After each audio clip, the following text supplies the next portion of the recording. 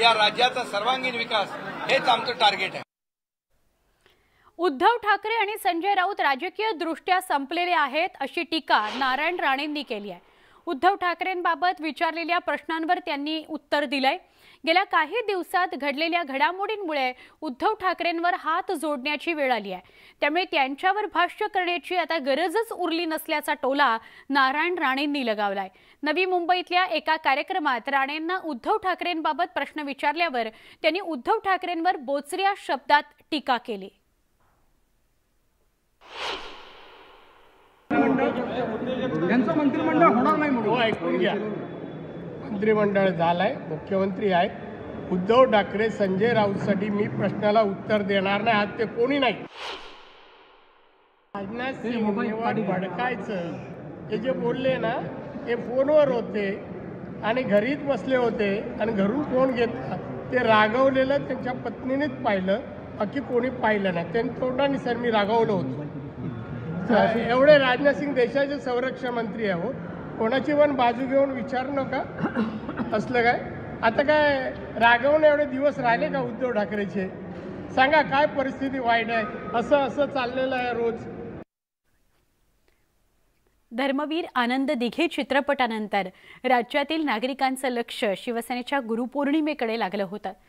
गुरुपौर्णिमेनिमित्त मातोश्रीवर उद्धव ठाकरेंना भेटण्याकरता शिवसैनिकांनी गर्दी केली आहे।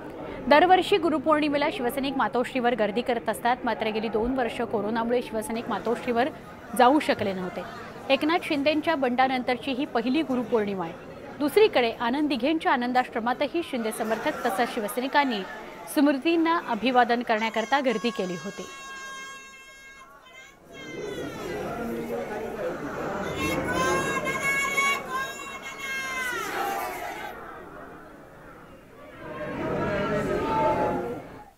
गुरुपौर्णिमेच्या निमित्तानं मुख्यमंत्री एकनाथ शिंदे यांनी शिवाजी पार्कवर जाऊन बाळासाहेब ठाकरेंच्या स्मृतीस्थळी जाऊन अभिवादन केलं।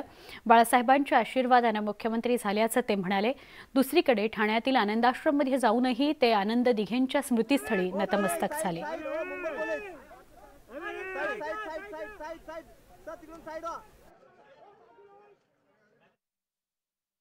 राज्याचा मुख्यमंत्री म्हणून काम करण्याची संधी मला मिळाली। यामध्ये बाळासाहेबांचा आशीर्वाद आणि त्यांच्या शुभेच्छा यामुळे या सर्व ज्या काही घडामोडी शक्य झालेल्या आहेत, त्यामुळे त्यांनी जो काही विचार दिला तो विचार पुढे नेण्याचा प्रयत्न मी आणि माझ्यासोबत जे 50 आमदार आहेत ते आम्ही करतो आहोत। बाळासाहेबांनी नेहमीच सर्वसामान्य माणसाला न्याय देण्याचं काम केलंय। ज्या ठिकाणी आपली धरणं आहेत त्या धरणांचं पाणी सोडणं, गेट खोलणं, गेट बंद करणं या बाबतीमध्ये देखील चर्चा झालेली आहे आणि एकंदरीत सर्व यंत्रणा राज्याची ही अलर्ट आहे आणि कुठलीही दुर्घटना घडू नये असाच प्रयत्न आहे।